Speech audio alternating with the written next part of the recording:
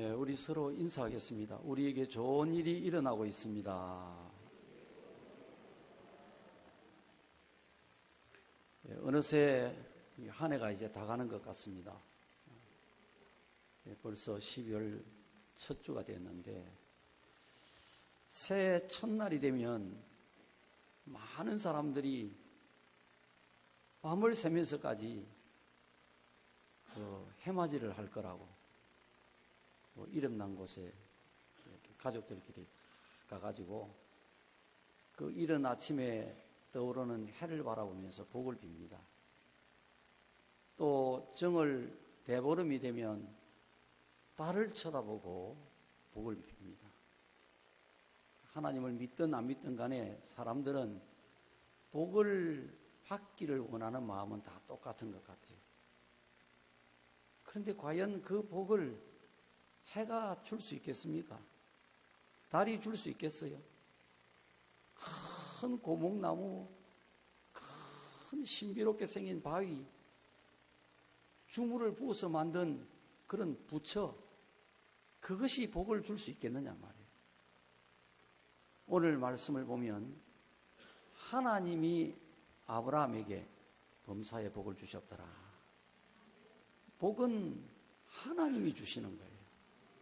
사람이 복을 받으려면 하나님 섬겨야 되는 것입니다. 이 복에는 두 가지 복이 있습니다. 하나는 육적인 복이에요.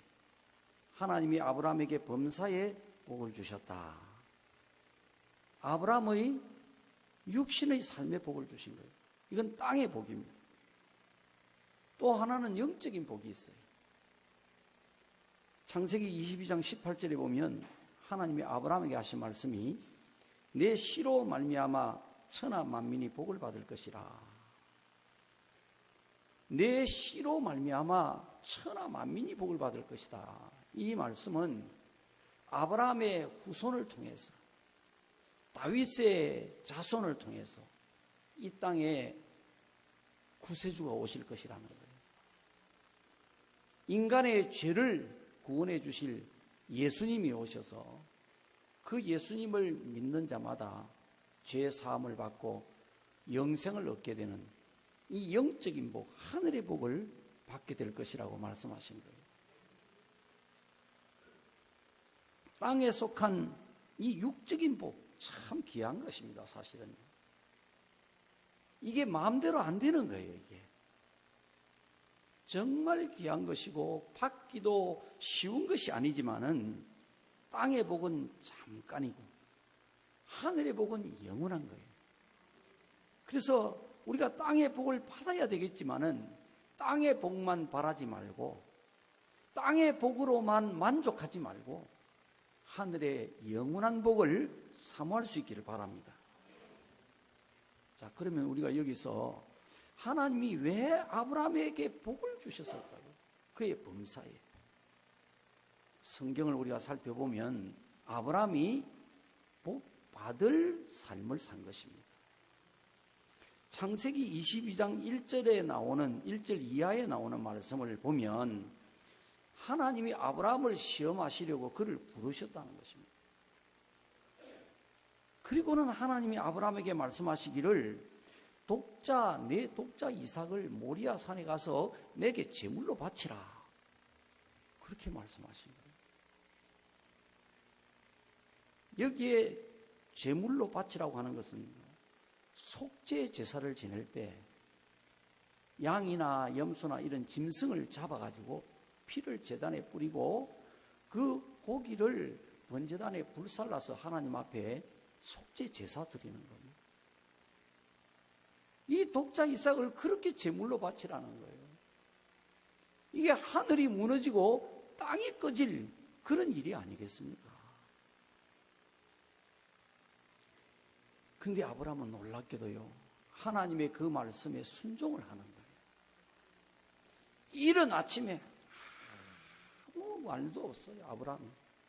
아내한테 웃잡고 인원하는 것도 없고 그저 침묵 속에서 이 이삭을 데리고 모리아산으로 올라가 가지고 번제 드릴 그 나무 위에다가 이삭을 묶어서 결박해가지고 올려놓고는 칼로 내려치려고 하는 그 순간에 하늘에서 음성이 들렸어요. 아브라함아, 내가 그 아이에게 아무것도 하지 마라.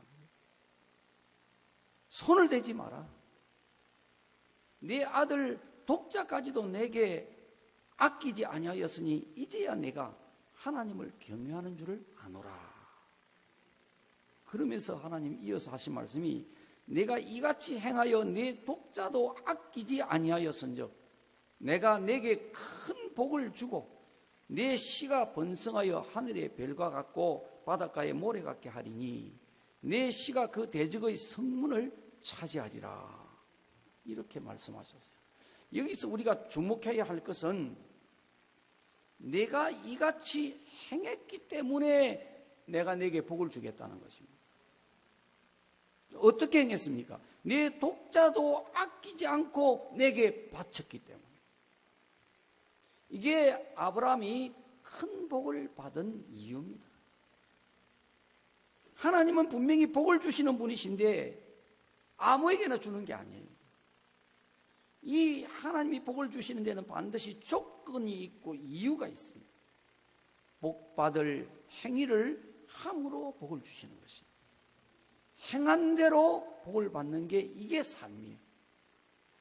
우리가 어떻게 사느냐, 어떻게 행하느냐에 따라서 하나님이 그것을 보시고 거기에 맞는 복을 주시는 거예요. 그러니까 사람이 복을 받는 중요한 기준은 뭐냐? 하나님을 경외해야 된다는 것입니다. 이제야 내가 하나님을 경외하는 줄을 알았다는 거예요, 하나님께서. 그래서 내가 내게 큰 복을 주겠다는 것입니다. 신명기 8장 6절에 보면 내 하나님 여호와의 명령을 지켜 그 도를 행하며 그를 경외할지어다. 하나님이 모세를 통해서 인간에게 주신 율법입니다. 너희들은 이렇게 살아라 그 말이에요. 어떻게 살아야 되느냐? 하나님을 경외하라는 것입니다. 이게 하나님이 인간에게 정하신 법입니다. 그래서 전도서 12장 3절에 보니까 솔로몬이 삶을 다 살아보고 난 뒤에 깨닫고 이런 말을 합니다. 일의 결국을 너희가 다 들었으니 하나님을 경외하고 그분의 명령에 복종할지어다. 이것이 모든 사람의 본분이니라 그런 거예요.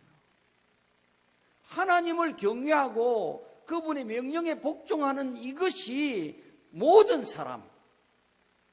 사람이라면 모든 사람의 본분이다. 살아보니 이게 결론이더라는 거예요. 본분이라는 것은 가장 근본이 되는 의무다 그런 이야기죠. 이 본분을 사람이 지켜야만이 하나님으로부터 복을 받게 되는 거예요. 그러니까 경외해야 돼요. 하나님을 경외해야 돼요. 경외한다는 것은 하나님을 두렵게 여긴다 그 말입니다. 무섭다, 아이고 무시라, 겁을 내라 그 말이 아니에요. 하나님의 그 무궁하신 영광을 깨닫고 그분의 영광을 두렵게 여기라는 거예요. 성경에 보면 하나님을 본 자들은 다 저절로 경외하게 되는 거예요. 이사야 선지자도 그렇고 다니엘도 그렇고 그죠? 하나님의 영광을 환상 중에 본 거예요. 보고는 다 혼절한 자처럼 기절한 자처럼 땅에 엎드러져 버리는 것입니다. 하나님을 꼿꼿하게 쳐다보고 오, 하나님이네 이렇게 안 되는 거예요. 하나님을 보게 되면 인간은 그대로 엎드러져서 고개를 들 수 없는 불불불불 떠는 거예요. 그 영광 앞에서 표현할 수 없는 그 어마어마한 하나님의 그 영광을 보고는 인간은 어찌할 줄을 모르는 거예요. 무서워서 겁을 내는 게 아니라면 그 영광을 보고 인간이 그 영광 앞에서 벌레처럼 인간은 엎드러져서 하나님을 높여드릴 수밖에 없는 거예요. 이렇게 두려운 마음을 가지고 살아라 이 말이에요. 매사를. 여러분이 이 예배를 드리는 이 자리에서도 여러분은 하나님을 경외하는 의식이 있어야 되는 거예요. 서양 사람들은요, 예배를 드릴 때 다리를 다 꼬고 이렇게 설교를 듣잖아요. 이건 우리가 배우면 안 돼요. 이건 하나님의 경외하는 마음이 전혀 없는 거예요. 설교 듣는 거예요. 지금 연설 듣는 거예요. 타락된 겁니다. 목사도 마찬가지예요. 목사도 다 그런 건 아니고 미국의 어느 일부 교파들은요, 아주 그냥 막 반바지에 말이에요, 그죠? 희한한 이런 티셔츠 같은 거 딱 입고 말이에요, 캐주얼하게 올라가죠. 막 그냥 쇼를 하듯이 이렇게 막 설교를 하는 그런 목사들도 있어요. 이게 풍조란 말이에요. 지금 말세의 풍조란 말이에요. 그러니까 하나님을 경외하는 게 아니에요. 여러분이 교회를 섬길 때, 봉사를 할 때도요, 하나님 경외하는 마음이 그 속에 있어야 되는 거예요. 그러면 여러분이 성도 간에도 말을 함부로 할 수가 없겠죠. 하나님을 경외하면 이래야 복이 오는 거예요. 여러분이 가정에서 부부간의 삶을 살 때도 그게 보이지 않지만 하나님이 지금 같이 하고 계신단 말이에요, 그죠? 영으로 계신 그 하나님에 대한 경외심이 있어야 되는 거예요. 그러면 부부간에도 함부로 말을 할 수가 없는 거죠. 함부로 막 벌컥벌컥 성질 내고 이게 안 되는 거죠. 하나님을 경외한다면 인간은 이렇게 살아야, 이게 본분이라는 거예요. 이게 본분. 어디서 무엇을 하든지 하나님을 믿는 백성들은 이렇게 하나님을 경외함으로 살아야 하나님이 복을 주신다는 거예요. 출애굽기 1장 21절에 보니까 산파는 하나님을 경외하였으므로 하나님이 그들의 집을 왕성케 하셨더라. 여러분요, 이 산파는 어떤 산파냐면요, 이스라엘 백성들이 애굽에서 종살이를 그 당시가 한 350년간 했어요. 이 모세가 태어날 때인데 이스라엘 백성들이 자꾸 번성하는 거예요. 아이를 많이 낳는 거예요. 안 죽고 막 건강하게 잘 크고 하나님이 이스라엘 백성들에게 복을 주셨단 말이에요. 비록 노예지만은 자꾸 번성하는 거예요. 그러니까 애굽 사람들이 이제 두려움을 느낀 거예요. 야, 저것들이, 저 노예들이 나중에 반란을 안 일으키겠나? 경계심을 가진 거예요. 그래서 바로 왕이 모세가 태어날 당시에 이스라엘 백성들이 아이를 낳을 때 아들을 낳으면 다 죽여버리라고 산파들에게 명령을 내린 거예요. 근데 이 산파는 모세가 출생할 때에 그 모세를 이제 아이를 받을 때 사내 아이가 태어나는 걸 보고 죽여야 지가 사는데 이 산파는 하나님을 경외한 거예요. 하나님의 백성, 하나님의 자녀인데 이 자녀를 내가 어떻게 죽이겠나, 이 아들을. 그래서 이 산파가 그 모세를 죽이지 않고 살려놓은 거예요. 잘못하면 자기가 죽는데, 그러나 이 산파는 왕의 명령보다도 살아계신 하나님의 뜻을 더 귀중히 여긴 거예요. 하나님을 왕보다도 더 두렵게 여긴 거예요. 비록 자기 목숨을 잃는다니 있더라도 하나님을 거역할 수가 없다는 것입니다. 그래서 자기 생명의 위험을 무릅쓰고 모세를 살려준 거예요. 이걸 하나님이 보시고 그 산파의 집에 복을 주셨다는 것입니다. 여러분, 하나님이요, 우리가 살아가는 모습을 다 보고 계시잖아요. 아무 말씀이 없어서 그렇지 하나님은 다 알고 계시는 거예요. 거기에 따라서 하나님이 네가 나를 경외하는구나, 네가 나를 존중하는구나, 네가 나를 높이면서 사는구나, 네가 내 영광을 경외하는구나, 이거를 보시고 하나님이 그 집에 복을 주신다. 시편 34편 9절에 보면 너희 성도들아 하나님을 경외하라. 저를 경외하는 자에게는 부족함이 없도다. 여러분 물론 아브라함에게는 하나님이 큰 복을 주셨는데 다 부자 되겠다 그런 이야기는 아니에요. 하나님이 각 사람에게 맞도록 어떤 사람에게는 영적인 복을 많이 주시는 경우도 있어요. 바울 같은 경우도 뭐 물질의 복 받은 건 아니에요. 그러나 하나님이 필요할 때마다 때를 따라 하나님이 직접 공급자가 되어 주신단 말이에요. 그리고는 그의 범사에 하나님이 함께 하시고 바울에게는 영적인 큰 복을 주시고, 그러나 분명한 건 뭐냐? 하나님을 경외하는 자에게는 부족함이 없게 하신다는 겁니다. 부족함이 없게. 필요한 것은 하나님이 주신다. 쌓아놓도록은 안 해도 필요한 것은 하나님이 직접 그래 너 이게 필요하구나 딱 주시고 이렇게 복을 주신다. 시편 128편 1절에는 여호와를 경외하며 그 도에 행하는 자마다 복이 있도다. 하나님을 경외하는 것은요 반드시 그 열매가 뭐냐면 하나님의 도를 지키는 거예요. 순종하는 거예요. 그렇게 사는 자는 복이 있다. 복이 있다. 이 말씀이 우리의 삶이 그대로 되는 거예요. 자, 그러면 아브라함이 하나님을 어떻게 경외를 했습니까? 내 아들 내 독자까지도 내게 아끼지 아니하고 제물로 바쳤다는 것입니다. 하나님께서. 그게 네가 나를 경외한 것이다 이 말이에요. 그죠? 경외는 하나님의 명령에 하나님의 말씀에 인간이 복종하는 것으로 나타납니다. 우리가 하나님을 정말 높이 받들여 드린다면 하나님 말씀에 절대 순종할 수밖에 없지요. 그게 경외예요. 자식이 물에 빠져서 허우적거리면 부모가 어떻게 합니까? 자기 목숨 아끼지 않고 물속에 뛰어듭니다. 부모는 자기 목숨보다도 자식의 목숨이 더 소중하게 여겨진단 말이에요. 위기가 되어지면요. 이게 하나님이 부모에게 주신 사랑이고 본능이란 말이에요. 그런데 그 자식을 아비가 직접 목숨을 끊어서 제물로 바치라고 하니까 이게 얼마나 기가 막히겠나요 말이에요. 아브라함의 마음이 찢어지지 않겠어요? 자기 손으로 자식을 좀 죽여야 되는데 아브라함의 마음이 아마 이랬을 것 같아요. 하나님 차라리 내 목숨을 바치라고 하면 내가 얼마든지 바치겠습니다. 그런데 100세에 얻은 이 독자 이삭을 제물로 바치라고 하니 이건 너무 가혹합니다. 하나님. 이것만은 내가 도무지 순종할 수가 없습니다. 이렇게 하나님 앞에 정말 애원하고 싶지 않겠어요? 항변하고 싶단 말이죠.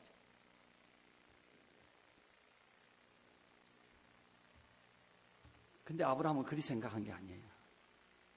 아브라함이 생각할 때는 하나님이 도대체 누구냐? 하나님은 천지 만물을 지으신 창조주이시라는 거예요. 인간의 생사화복을 주관하시는 신이란 말이에요. 신. 그 하나님의 명령을 내가 어찌 거역하겠느냐는 것입니다. 그래서 독자 이삭까지도 아끼지 않고 하나님 앞에 그대로 순종하여 바쳐드린 거예요. 물론 이삭 죽인 건 아니에요. 그죠? 하나님이 못 죽이게 하신 거예요. 이삭 대신에 양을 예비해 놨단 말이에요. 그러니까 하나님이 인간이 생각할 때는 세상에 이럴 수가 있나? 어떻게 자식을 죽여서 바치라고 하는 이런 가혹한 명령을 어떻게 내릴 수가 있나? 이렇게 생각되어지지만 그 결과를 보니까 하나님이 이삭 죽이라고 명령한 게 아니잖아요. 네 자식까지도 정말 죽여서 바치는지 안 바치는지 내가 한번 너를 시험해 보겠다는 거 아니에요. 하나님은 대신에 숯불에 양이 뿔이 걸려가지고 오도가도 못하게끔 미리 이삭 대신 양을 예비해 놨잖아요. 그렇게 다 해놓으시고 하나님 우리 인간을 달아보시는 거예요. 우린 그걸 모르고 아이고 하나님 이건 무납니다.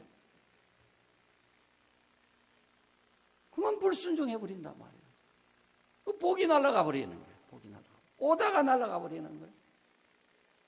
안타까운 거죠. 하나님을 경외한다는 것은 하나님을 두렵게 여기고 그 명령이 어떠하든지 간에 복종하는 거예요. 그게 경외예요. 자, 아브라함이 하나님이 크게 감동하실 만큼 하나님을 경외했다는 것은요, 왜 하나님이 그렇게 크게 감동을 했느냐 이 말이죠. 이거는 아브라함이 할 수 없는 것을 순종한 거예요. 정말 힘든 것을 순종한 거예요. 자식을 하나님께 제물로 드린다는 것은 이건 할 수 없는 것입니다. 여러분 하겠습니까? 저도 못합니다. 그죠? 그러니까 우리가 아브라함의 믿음에 도달할 수가 없는 거예요. 지금요. 아브라함만큼 큰 복 받을 수 없는 거예요.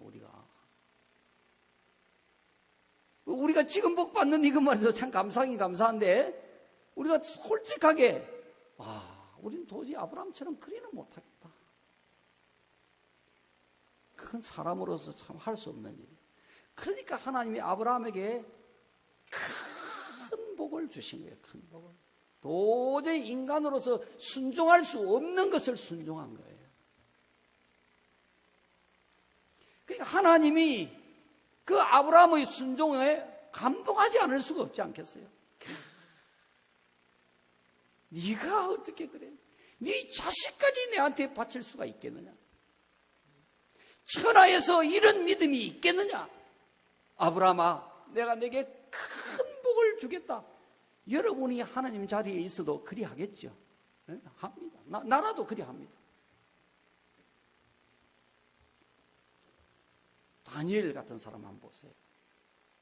계속해서 하나님 앞에 기도하면 사자굴에 들어갈 줄을 알았어요. 그런데도 다니엘은 기도를 그치지 않고 하나님 앞에 그 기도를 계속해서 드렸단 말이에요. 결국 사자굴에 던져져 버리잖아요. 죽을 줄을 뻔히 알면서 다니엘은 자기 목숨을 하나님 앞에 드린 거예요. 할 수 없는 순종을 했단 말이에요. 정말 힘든 것을 순종해 드린 거예요. 그게 바로 하나님을 크게 경외하는 겁니다. 하나님 마음 감동 안 되시겠어요? 하나님, 다니엘아, 다니엘아, 참 기특하다. 내 마음이 너무나 기쁘다 그러지 않겠어요? 그러니까 하나님이 천사를 보내가지고 그 사자의 입을 봉하셨다 그러잖아요. 딱 묶어버리니까 사자가 입이 안 벌어지는 거예요. 꼼짝도 못 하는 거예요. 침을 질질 흘리면서 다니엘을 머리카락 하나 상하지 못하게 하는 거예요. 그 죽음에서 하나님이 구해주신단 말이죠.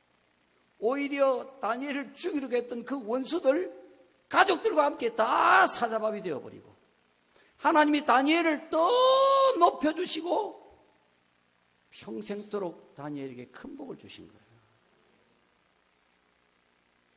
힘든 거, 그죠? 보통 사람으로서 감당할 수 없을 정도로 할 수 없는, 그것까지도 하나님을 경외하는 마음 때문에 순종을 해드리니까 하나님이 약속하신 말씀대로 갚아주시는 거예요.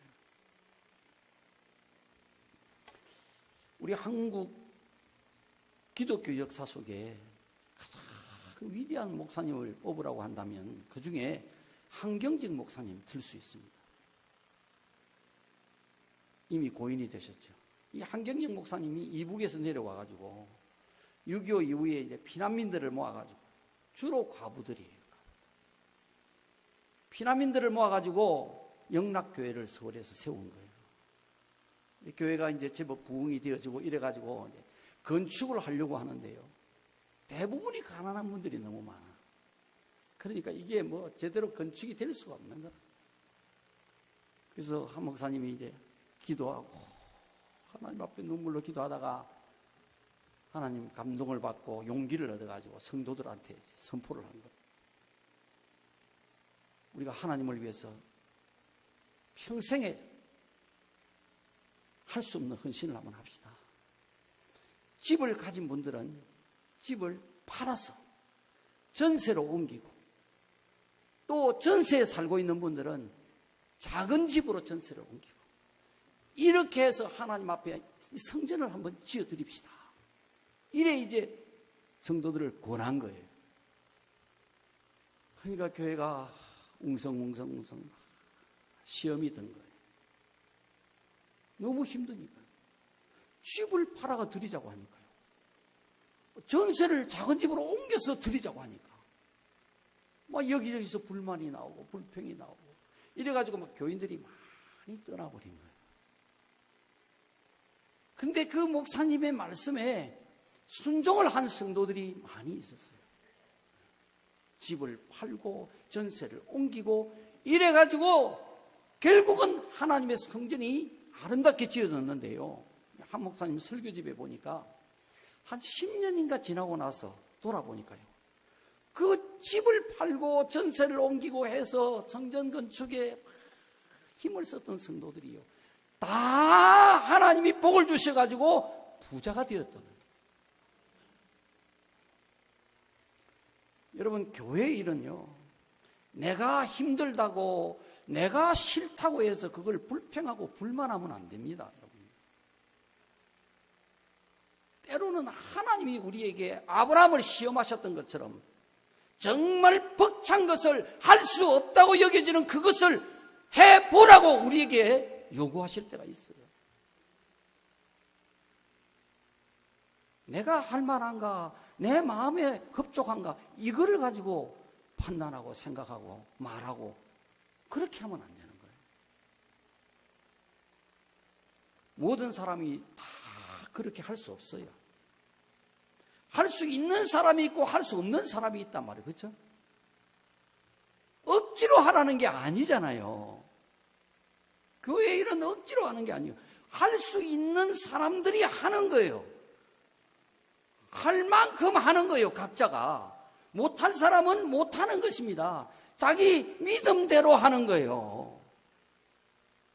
자기가 할 수 없을 때는 자기 마음이 움직여지지 않는다. 나는 도저히 그럴 마음이 없다. 그럴 때는 그거를 불평불만해서 교회를 힘들게 하면 안 돼요. 그냥 기도하고 그냥 참여만 하면 되는 거예요. 자기가 할 수 있는 만큼만 하면 되는 거예요. 도무지 할 수 없으면 안 하면 되는 거예요. 다른 사람이 자기 믿음대로 할 수 있도록 놔둬야 된단 말이에요. 그죠? 내가 못한다고 내가 싫다고 해서 전체를 못하게끔 불평하고 불만하고 이건 큰 죄를 짓는 거란 말이에요. 그렇지요. 그건 잘못된 생각이잖아요. 내 못한다고 다 못해야 됩니까? 아니잖아요. 믿음이 다 똑같이 잘할 수 없어요. 아브라함도 마찬가지입니다. 오늘 성경 말씀해 보니까 하나님 뭐라 그러면 이제야 내가 하나님을 경외하는 줄 알았다 그러잖아요. 이제야. 그 전에는 하나님이 아브라함을 경외할 믿음이 아직은 안 되는 거예요. 이제야 되는 거예요. 이제야 되는 거예요. 아브라함이 갈대아 우르에서 하나님 부름을 받아가지고 가나안 땅에 들어왔을 때 흉년이 들었단 말이에요. 그죠? 흉년이 드니까 어디로 가요? 애굽으로 곡식을 구하러 내려가 버리는 거예요. 그 가나안 땅 떠나서는 안 되는데, 그러니까 애굽에 가서 어떻게 됐어요? 아내를 빼앗겨 버리잖아요. 나중에 찾았지만. 그러니까 하나님을 경외하지 못한 거예요. 아브라함이. 그것뿐만 아니에요. 하나님이 아브라함에게 아들을 주시겠다고 약속을 하신 거예요. 그런데도 아들이 안 생기는 거예요. 아들이. 그러니까 그걸 못 참고 의심을 하고 낙심을 하고 그래서 결국은 첩을 통해서 이스마엘을 낳아버린단 말이에요. 이게 두고 그 집안의 가시가 되잖아요. 지금까지 중동 사건이 이 아브라함과 이삭과 이스마엘의 싸움이잖아요. 그 후손들의 싸움이잖아요. 아브라함이 하나님을 온전히 경외할 수 있는 믿음이 아직 안 된 거예요. 이제야 되어진 거예요. 많은 세월이 지나고 실패하고 아픔을 겪어보고 후회하고 깨닫고 뉘우치고 그러면서 아브라함의 믿음이 자라서 이제는 독자까지도 하나님 앞에 드릴 수 있는 경외하는 믿음이 생겨졌다 이 말이에요. 그러니까 믿음이 다 때가 있는 거예요. 교회에서 무슨 일을 하더라도 다 똑같이 다 할 수 없어요. 여러분요. 안 돼요. 자기 믿음만큼 하면 되는 거예요. 자기 믿음이 전혀 동의가 안 되면 그건 안 하는 거예요. 안 하는 거예요. 못 하는 거예요. 단지 우리 속된 말로 이제 깨방을 지기면 안 되는 거예요. 그건 사단의 짓을 해버린단 말이에요. 할 수 있는 사람들이 그 중에 있단 말이에요. 기쁨으로 헌신할 사람들이 있는 거예요. 그 사람은 그때가 이제야 한 거예요. 이제야 한 거예요. 이제는 된 거예요. 그 사람들은요. 그 믿음이 된 거예요. 그 사람들은 그 일을 통해서 지금 복을 받을 사람들이 준비되어 있단 말이에요. 그죠? 그 사람이 복을 받도록 뒤에서 박수를 쳐줘요. 자기가 못하면 안타까운 마음으로 박수를 쳐줘야 되죠. 나는 비록 그 믿음이 도달이 안 된다 할지라도 그러나 정말 믿음으로 살아보려고 하나님 앞에 기도하고 애를 쓰고 그렇게 하면 하나님이 믿음이 자라게 해주시는 거예요. 하나님을 경외하며 살아야 되겠다 그런 마음을 가지고 안 되는 것 자기 가슴을 치고 애통을 하고 하나님 나 좀 이 육신의 몸에서 구원하고 내 안에 믿음을 부어달라고 기도하면 하나님께서 그 심령 속에 경외하고 순종할 수 있는 마음을 하나님이 도와주신단 말이에요. 그러면서 교회를 섬겨 나가는 거예요. 다 똑같이 하는 게 아니란 말이에요. 아브라함이 독자 이삭을 바칠 수 있었던 것은요, 아끼지 않았기 때문이에요. 여기 아끼다는 말은 사전적인 의미는 그렇습니다. 제가 사전을 찾아보니까 아깝게 여기다, 귀중히 여겨 해를 입지 않으려고 힘쓰다, 이게 아끼다는 뜻이에요.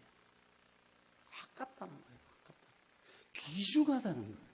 그래서 이거 안 뺏기려고 힘을 쓰는 거예요. 이게 아끼는 거예요. 자, 아브라함이 독자 이삭까지도 아끼지 않았던 것은 왜일까요? 하나님을 경외하는 마음이 컸기 때문에. 하나님이 명령을 하시는데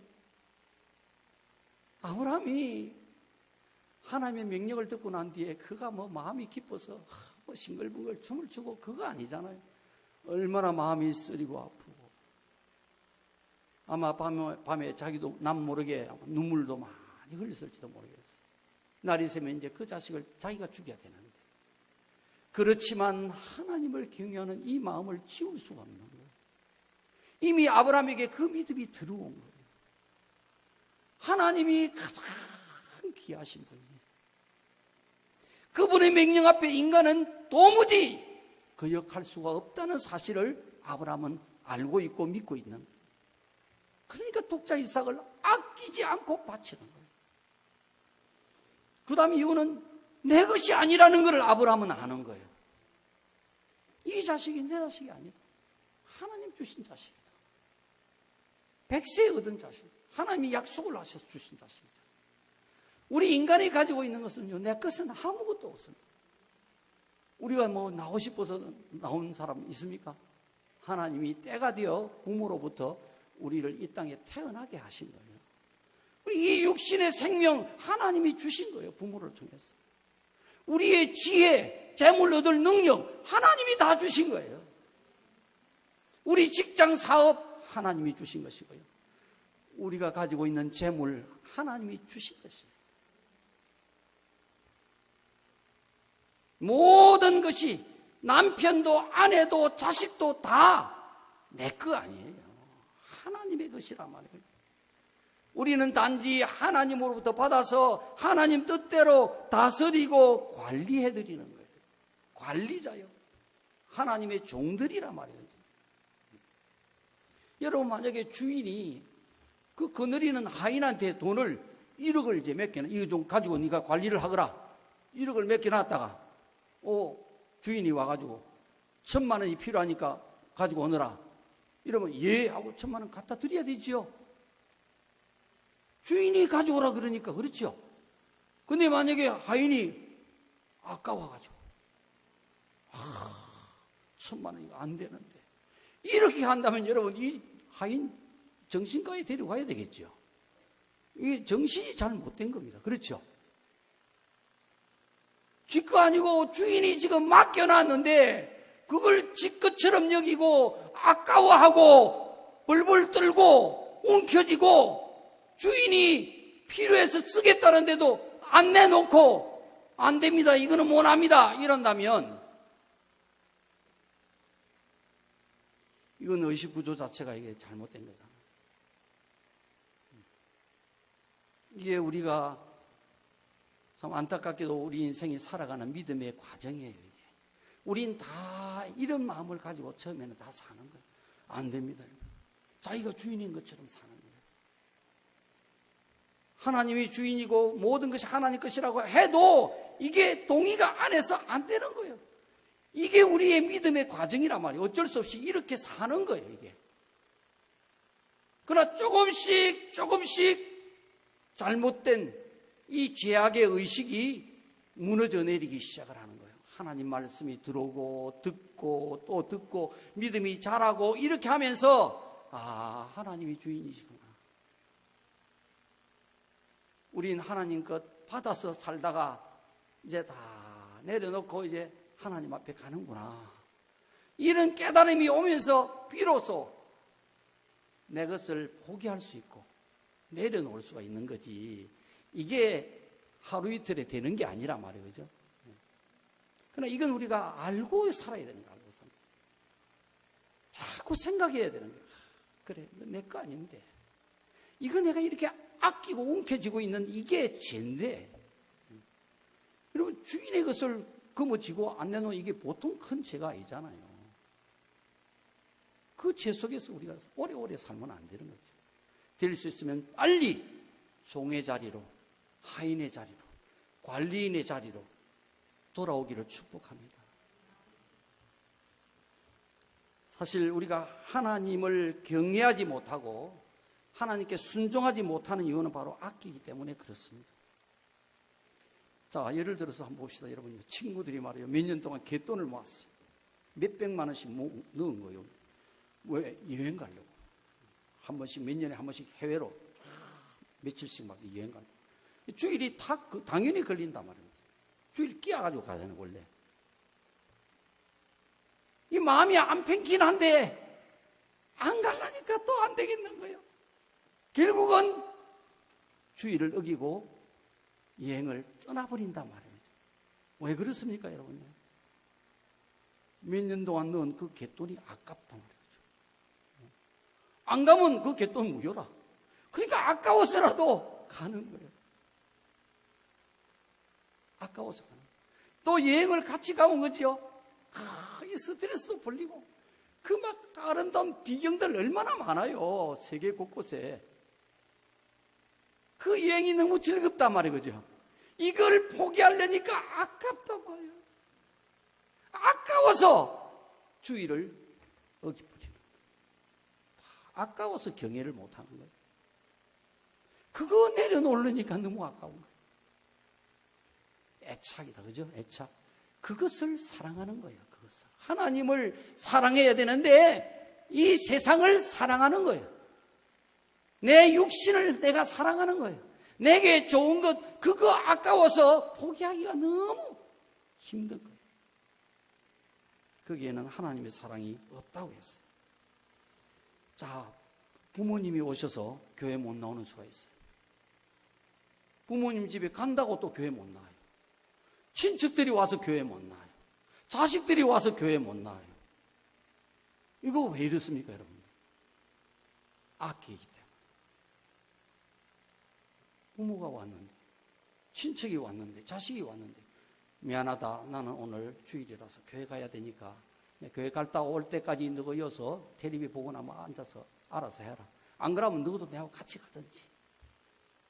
이리 하면 되는데 그리 하면 부모의 마음이 안 상하겠나? 친척들이 뭐라 하겠노?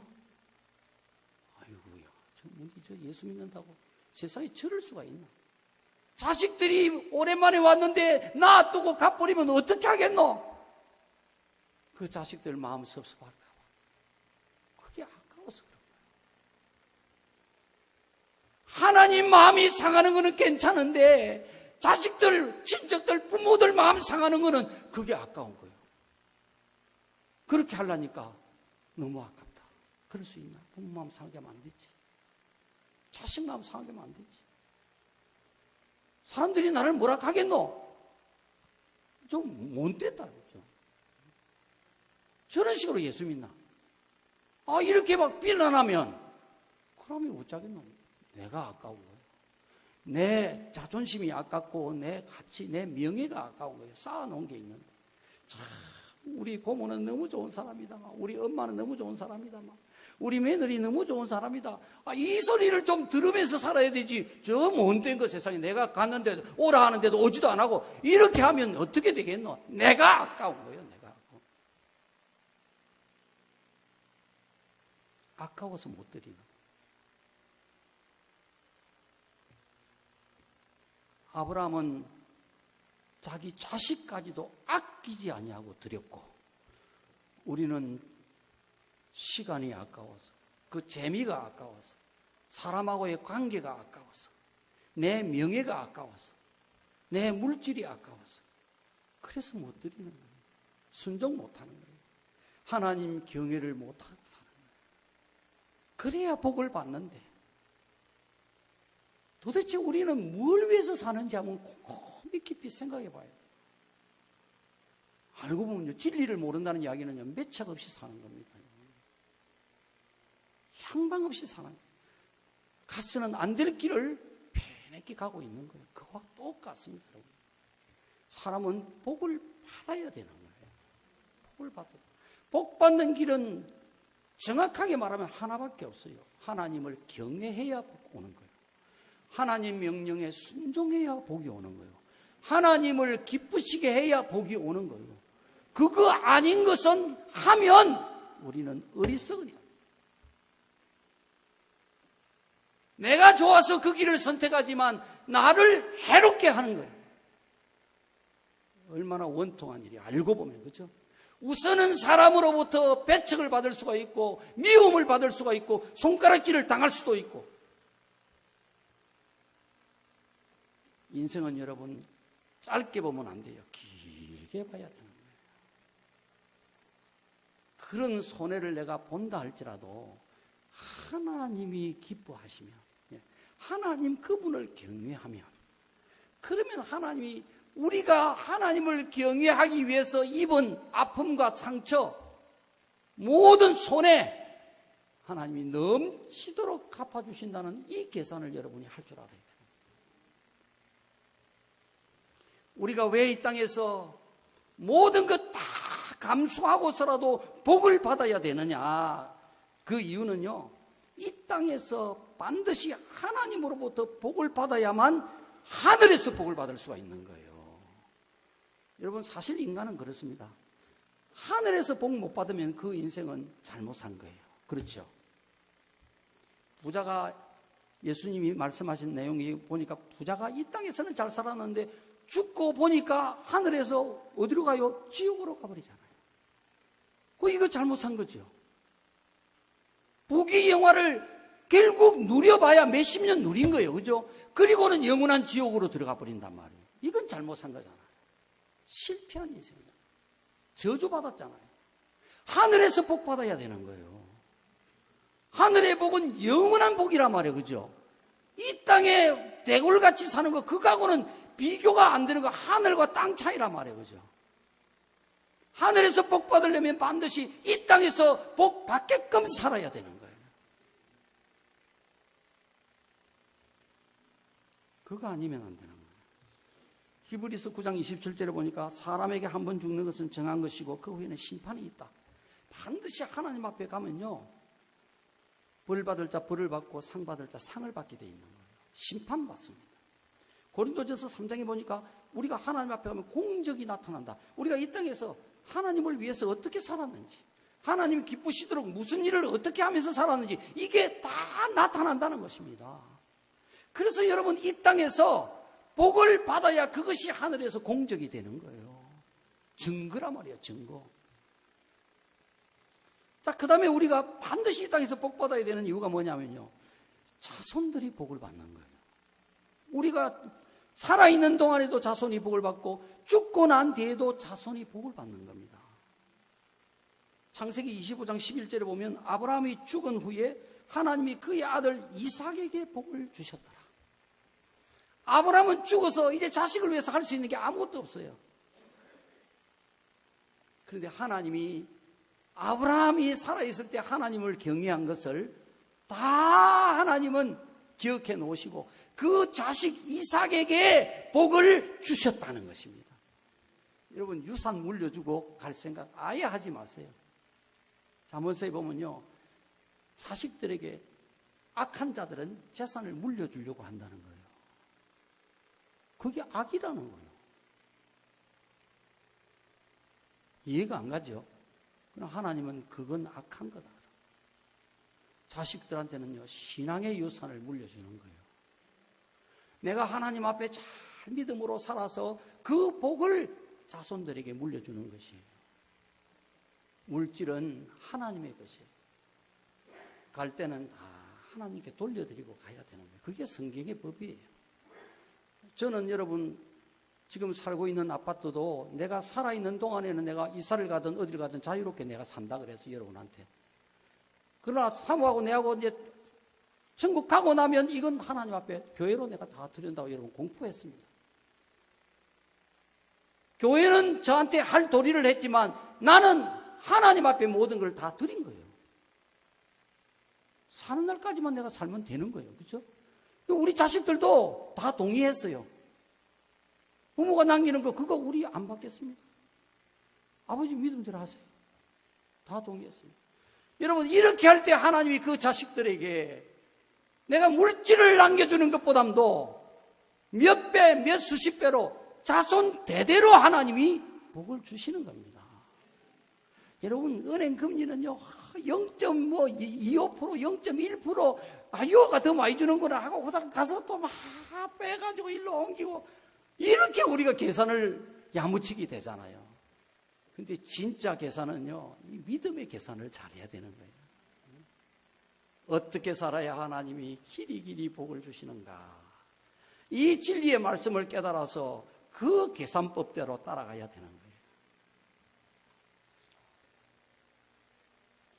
오늘 말씀에 여러분이 꼭 기억할 것은요, 하나님이 아브라함을 시험하시려고 이삭을 바치게 했다는 것입니다. 우리의 삶에도요, 하나님이 우리를 시험하시려고 부르실 때가 많이 있어요. 복을 주실 때는 반드시 먼저 시험합니다. 우리를 시험합니다. 복받을 그릇이 되는지 안 되는지, 자격이 있는지 없는지 시험을 먼저 하십니다.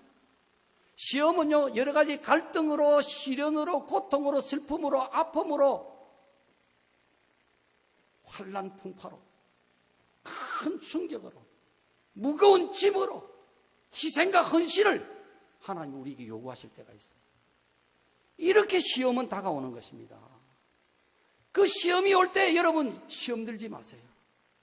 하나님이 복 주려고 여러분을 달아보시는 거예요. 시험 들면 안 돼요. 넘어지면 안 돼요. 그건 사단이 여러분을 잡아뜨리는 것입니다. 진리의 말씀을 붙잡고 꼿꼿이 붙들고 서야 됩니다. 서서 그 시험 앞에서 하나님이 기쁘시도록 어떻게 하는 것이 하나님을 경외하는 것이 되겠는가? 이걸 여러분이 기도하면서 인내하면서 감정으로 따라가지 말고 진리의 말씀의 빛을 따라서 잘 분별을 해서 아브라함처럼요, 할 수 없는 것까지도, 정말 힘든 것까지도 모든 것을 여러분 것이라고 아까워하지 마시고